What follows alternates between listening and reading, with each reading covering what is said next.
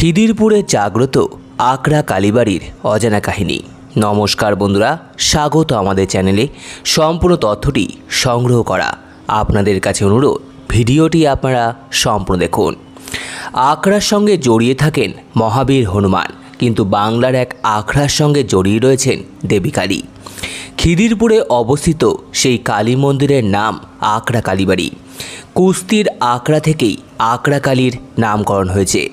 মন্দিরের বয়স 100 বছরেরও বেশি।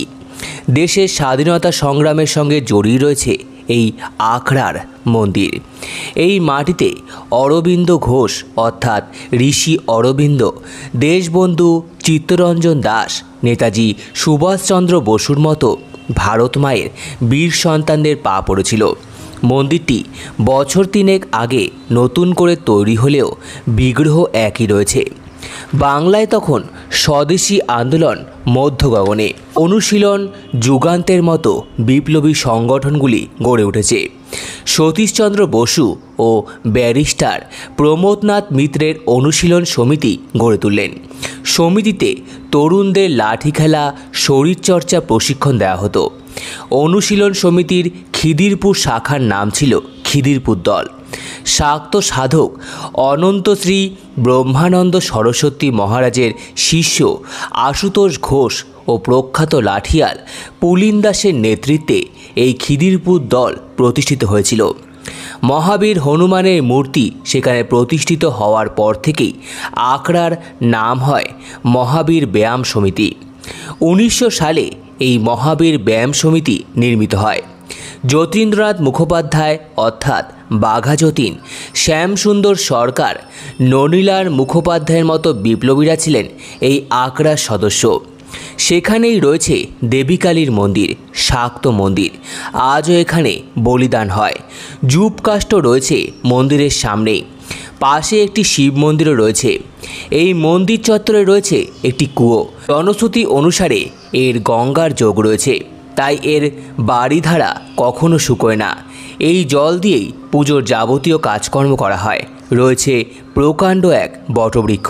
গর্ভগৃহে পাথরের বেদির ওপর মা কালী বিরাজিত। বেদিতে থাকে 6টি নরমুণ্ড, 3টি পুরুষের মুণ্ড, 3টি নারীর। দেবী দক্ষিণা কালী। দেবীর মূর্তি কালো কোষ্ঠী পাথরে নির্মিত।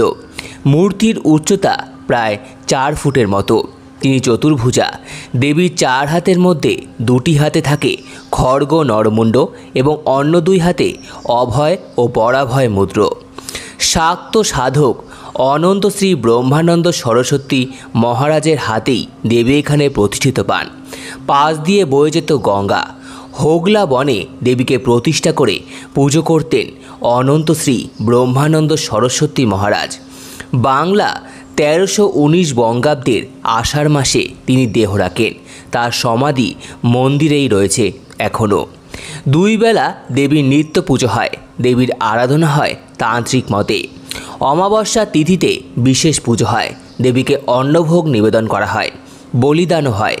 কার্তিক মাসে দীপান্বিতা কালী পুজোর সময় মহা সমারোহে দেবীর পুজো অনুষ্ঠিত হয়। নানান উপাচারে দেবীকে ভোগ নিবেদন করা হয়। দূর দূর থেকে অগণিত ভক্তগণ আসে মন্দিরে। বিপ্লবী স্বাধীনতা সংগ্রামীরা কালী পুজো করতেন। বিপ্লবী সংগঠনকে কেন্দ্র করে গড়ে ওঠা এই কালী মন্দির সত্যি ইতিহাসের অনন্য নজির। সম্পূর্ণ ভিডিওটি দেখার জন্য আপনাদের সকলকে অসংখ্য ধন্যবাদ। ভিডিওটি ভালো লেগে থাকলে লাইক, কমেন্ট, শেয়ার এবং চ্যানেলটিকে অবশ্যই সাবস্ক্রাইব করুন। ধন্যবাদ।